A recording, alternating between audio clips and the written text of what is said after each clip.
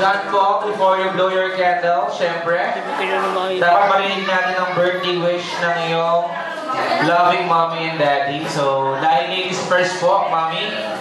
What is your birthday message para kay John Paul? Pwede mo kayong umiyak, ma'am. May mga tissue po tayo doon. Ano ka lang? Good health.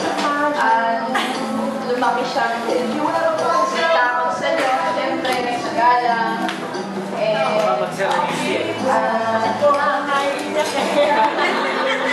Saka sana po si baby lumaki, mabait.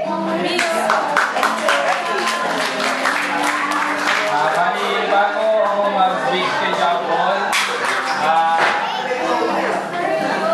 papasalamat muna ako sa mga maten. Kasi Monday ngayon, nagbigay kayo ng oras para kay John Paul.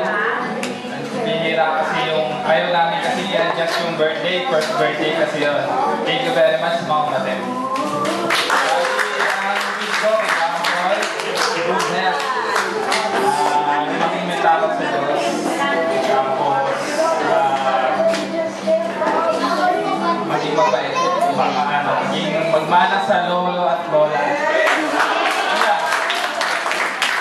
Alright, so at the count of 3 kids, sabay na ang bumilang ng 1 to 3. Gubulunan ni John po ng kanyang candle. Ready? 1! Hello! Yay!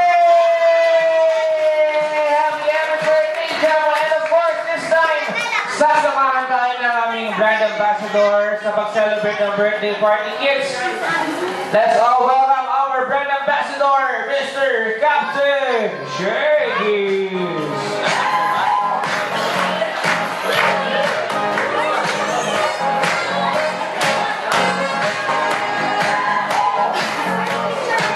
Hi, Captain. Ay. Don't punch, don't punch. Huwag yung saktan yan, tao din yan. Ang init kaya niya. Hi, Cap! Nagkalalit yan. Ayun, introduce you our birthday boy. Come here, come here. Come on. Come. Ito si John Paul, ang ating birthday boy. Hi, John Paul. Here's our brand ambassador. Gusto mo lang iuwi ni John Paul, Captain Shaggy. Sige, picture muna tayo kasama ng birthday family. Captain Shaggy's picture. Mommy, Daddy. Come on. Celebrate. Have a good time.